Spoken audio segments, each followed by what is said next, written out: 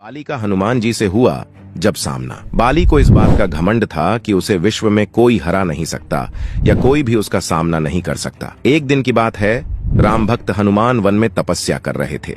उस दौरान अपनी ताकत के नशे में चूर बाली लोगों को धमकाता हुआ वन में पहुंचा और चिल्लाने लगा कि कौन है जो मुझे हरा सकता है, किसी ने माँ का दूध पिया है जो मुझसे मुकाबला करे। हनुमान जी उसी वन में राम नाम जप से तपस्या कर रहे थे।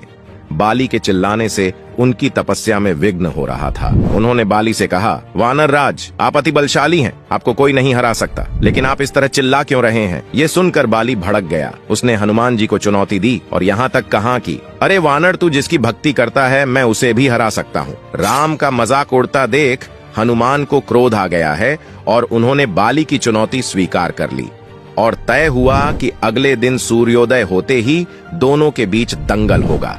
अगले दिन हनुमान तैयार होकर दंगल के लिए निकले ही थे कि ब्रह्मा जी उनके समक्ष प्रकट हुए।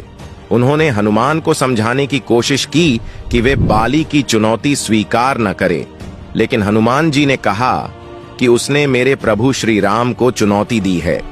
ऐसे में अब यदि मैं उसकी चुनौती को अस्वीकार कर दूंगा तो दुनिया क्या समझेगी, इसलिए उसे तो सबक सिखाना ही होगा। ये सुनकर ब्रह्मा जी ने कहा, ठीक है, आप दंगल के लिए जाओ, लेकिन अपनी शक्ति का 10वां हिस्सा ही लेकर जाओ और बची शक्ति को अपने आराध्य के चरण में समर्पित कर दो। दंगल से लौटकर ये शक्ति फिर हासिल कर लेना। ये सुनकर हनुमान जी मान गए और अपनी कुल शक्ति का 10वां हिस्सा लेकर बाली से दंगल करने के लिए चल पड़े। दंगल के मैदान में हनुमान जी ने जैसे ही बाली के सामने अपना कदम रखा, ब्रह्मा जी के वरदान के अनुसार हनुमान जी की शक्ति का आधा हिस्सा बाली के शरीर में समाने लगा। इससे बाली के शरीर में उसे अपार शक्ति का एहसास होने लगा। उसे लगा जैसे ताकत का कोई समंदर शरीर में हिलोरे ले रहा हो। चंद पलों के बाद बाली को लगने लगा मानो उसके शरीर की नसें फटने वाली हैं और रक्त बाहर निकलने ही वाला है। तभी अचानक ही वहाँ ब्रह्मा जी प्रकट हुए और उन्होंने बाली से कहा कि खुद को जिंदा रखना चाहते हो तो तुरंत ही हनुमान से कोसों दूर भाग जाओ,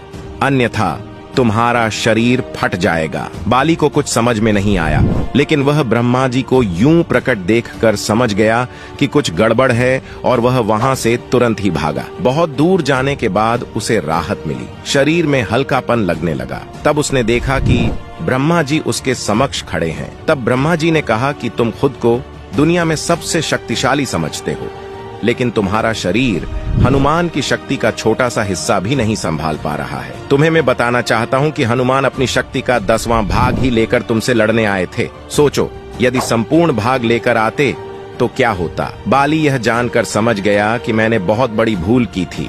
बाद में बाली ने हनुमान जी को दंडवत प्रणाम किया और बोला, इतना बल होते हुए भी हनुमान जी शांत रहते हैं और राम भजन गाते रहते हैं, और एक मैं हूँ जो उनके एक बाल के बराबर भी नहीं हूँ और उनको ललकार रहा था। मुझे क्षमा करें हनुमान।